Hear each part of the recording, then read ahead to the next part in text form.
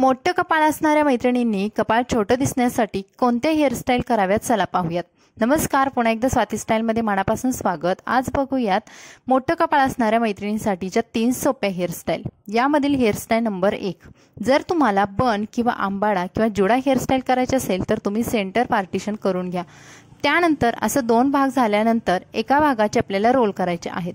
आता नेहमीप्रमाणे आपण असं रोल करतो तर तसे न करता समोरच्या केसांचा थोडासा भाग असा सोडून द्यायचा आणि त्यानंतर पाठीमागे उरलेले केसांचे रोल करायचे आहेत। आता मोठं कपाळ असेल आणि तुम्ही डायरेक्टली सर्वच केसांचं समोरून जर रोल करत जाल तर ते आणखी मोठं दिसू शकतं। त्याऐवजी तुम्हाला हा बेस्ट ऑप्शन आहे। पाठीमागच्या केसांचे थोडेसे रोल करायचे, थोडे केस फुगवून घ्यायचे आणि पाठीमागे एका पिनाने सिक्युअर करून घ्यायचे। त्यानंतर आता हा समोरचा भाग उरलेला आहे, पण त्या अगोदर आपण दुसऱ्या भागाचा सुद्धा अशाच पद्धतीने रोल करायचा आहे। समोरचे केस थोड्या प्रमाणात सोडून घ्यायचे आणि त्यानंतर पाठीमागच्या केसांचे इकडे सुद्धा रोल करून घ्यायचे आणि हा भाग सुद्धा पाठीमागे नेऊन आपल्याला पिनाने सिक्युअर करायचा आहे। दोन्ही भाग अगदी घट्ट व्यवस्थित पिनने सिक्युअर झाल्यानंतर हे जे आपण समोरून फ्लेक्स काढलेले आहेत किंवा छोटे जे केस सोडले होते तर ते केस असे डायरेक्टली मागे न खेचता त्यांचं थोडंसं कपाळावरून खालच्या दिशेने ते पुल करायचे आहेत, म्हणजे ओढायचे आहेत आणि ते केस थोडेसे लूज सोडून मगच पाठीमागे पुन्हा पिनने सिक्युअर करायचे आहे। आता मी तुम्हाला व्हिडिओमध्ये दाखवलेलं आहे की जे आपले बारीक बारीक छोटे केस असतात ते सुद्धा अगदी पुढे कपाळावरती घ्यायचं आहेत। यामुळे तुमच्या कपाळाचं जे ब्रॉड कपाळ आहे की जे मोठं दिसतंय तर ते न दिसता आपल्याला असं कपाळाची जी रुंदी आहे किंवा जी उंची आहे ती सुद्धा कमी दिसणार आहे। तुम्ही बघाल आता व्हिडिओमध्ये दुसरा भाग सुद्धा मी अशाच पद्धतीने रोल केला आणि कपाळावरती खालच्या दिशेने केस ओढल्यामुळे कपाळ छोटं दिसत आहे। ही हेअरस्टाईल तुम्हाला अगदी परफेक्ट आहे आणि तुम्ही बघाल कपाळाची साईज सुद्धा माझ्या छोटी दिसते। त्यानंतर पाठीमागचे जे केस आहेत त्यांचं तुम्ही छान असे कोणत्याही प्रकारचे डोनट वापरून किंवा गजरे काहीही वापरून किंवा एखादा क्लचर किंवा एखादा रबर बँड वापरून तुम्ही छान अशी जुडा हेअरस्टाईल करू शकता। आता इथे एकदम मी इझी पद्धत दाखवलेली आहे जुडा हेअरस्टाईलची। तर पाठीमागचे केस आहेत ते मी अशा पद्धतीने जुडा बनवला आणि एका मोठ्या गजऱ्याने तो सिक्युअर केलेला आहे। जर तुमचे केस पातळ आणि छोटे असतील तर तुम्ही असे मोठे गजरे वापरा, जेणेकरून तुमच्या केसांचा बाउन्स आहे पाठीमागून जास्त दिसेल।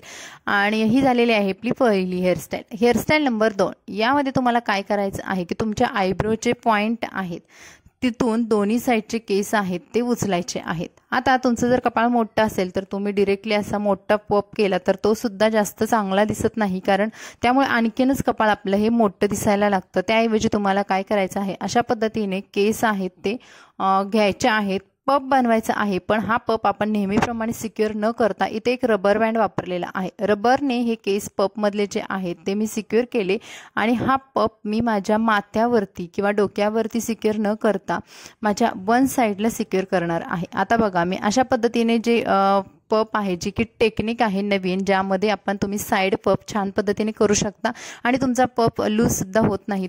त्यामुळे तुम्ही ही टेक्निक सुद्धा वापरू शकता।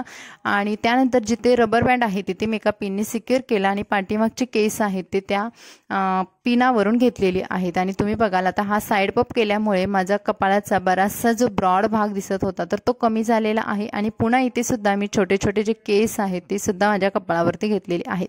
तुम्हाला साईड पपमध्ये तुम्ही अशा छान छान प्रकारचे फ्लॉवर्स किंवा मोठमोठे असे क्लिप्स, जे डेकोरेटिव्ह क्लिप्स असतात ते सुद्धा वापरून तुमची हेअरस्टाईल डेकोरेट करू शकता।